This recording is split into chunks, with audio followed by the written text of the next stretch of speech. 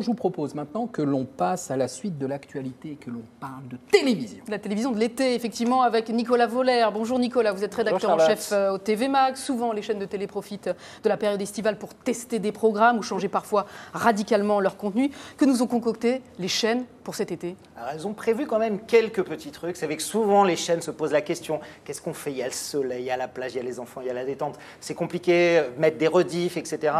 C'est parfois difficile, mais les chaînes ne baissent pas toutes les bras. Et vous allez le voir, notamment à tout seigneur, tout honneur, TF1 qui va lancer la seconde saison de son émission Ninja Warrior, animée par Denis Brognard, Sandrine Quétier et Christophe Beaugrand. Super divertissement familial, c'est fédérateur, les gamins adorent. Ouais. Ça succédera juste à Koh-Lanta, dont la finale a lieu demain, ce week-end. Ça, ce sera vraiment un gros programme d'été. Ça avait plutôt très bien marché l'année dernière, donc ils remettent ça. La petite surprise, c'est l'émission d'Arthur qui va s'appeler la Dream Company. Alors là, c'est une émission totalement surprise et programme surprise vraiment même dans le concept, puisque ça permettra de réaliser un rêve de quelqu'un, de surprendre un proche, de faire... Donc le contenu est totalement mystérieux, à mi-chemin entre Perdu de vue et Evelyne Thomas de la grande époque, et l'émission vraiment va en surprendre plus d'un. On n'oublie pas Jean-Luc Reichmann, présent 365 jours par an, hein, c'est quand même le seul animateur de toute la télé qui le fait. Il propose le combat des maîtres dans lequel on retrouvera Christian Quesada, le plus grand vainqueur de l'histoire des Jeux en France.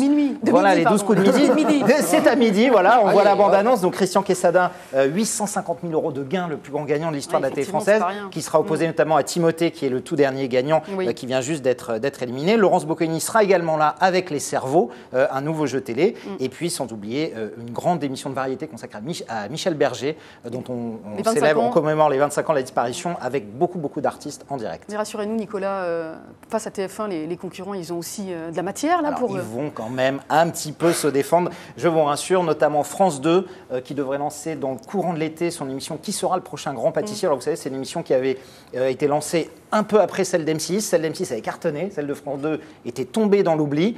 Ils relancent ça, ils ont pris Jean Humbert, l'ancien vainqueur de Top Chef, pour animer l'émission, avec évidemment des grands chefs pâtissiers.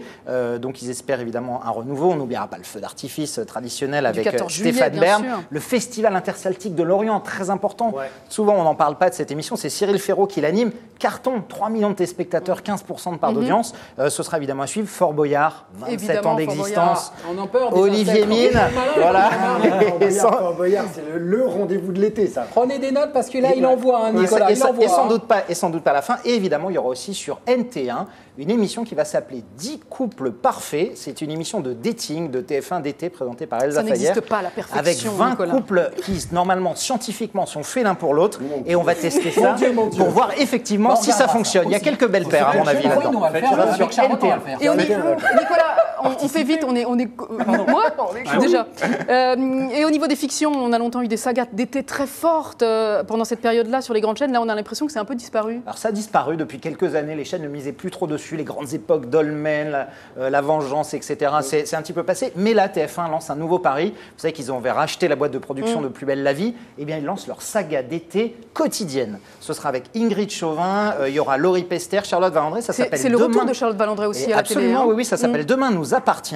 C'est testé tout l'été. Et mon petit doigt me dit que si l'émission, si ça fonctionne, TF1 pourrait très bien faire, comme France 3, Plus belle la vie, un feuilleton quotidien là-dessus. Absolument. Et s'il y a bien un programme, évidemment, Nicolas Voller, qui ne fait pas relâche, c'est le sport. Et même sans Coupe du Monde, ni Jeux Olympiques, ça reste un bon vecteur d'audience, non? La carton plein pour France Télévisions. Charlotte, vous l'avez dit. TF1 ne sera pas là, ne sera pas présent là-dessus. On verra tout. Le Tour de France. Nouveau commentateur, Alexandre Pasteur, que je vous recommande, un type extraordinaire qui commente sur Eurosport et qui va vraiment apporter sa patte au Tour de France. Franck Ferrand, qu'on connaît bien, qui va faire tout l'historique, qui est un type génial et passionnant. L'Euro féminin, on parle toujours des garçons. L'Euro des filles, ce sera aux Pays-Bas. Les Françaises ont vraiment une vraie chance. Coupe du monde de rugby féminine, ce sera également sur France Télé. Les championnats du monde en août d'athlétisme, ne pas rater. Usain Bolt, c'est sa dernière compétition officielle. Il ne faudra absolument pas rater ça au mois d'août. Et puis évidemment, on suivra aussi les Français. Renaud Lavillenie, Kevin Mayer, puisque je vous rappelle que les audiences, très bizarrement, des championnats du monde de natation ou d'athlétisme dépendent beaucoup des performances des Français. Quand les Français cartonnent, ça cartonne. Quand les Français sont nuls, les audiences ne sont pas au rendez-vous. Alors vive la France, allez la France. Nicolas, merci pour ce point. On vous retrouve dans le TV Max, sur le Figaro.fr et au Buzz Télé, évidemment, très régulièrement, pour ne pas dire tous les jours. Tout ce que vient de nous dire Nicolas, vous le retrouvez sur le Figaro.fr pour bien regarder et préparer vos programmes de l'été.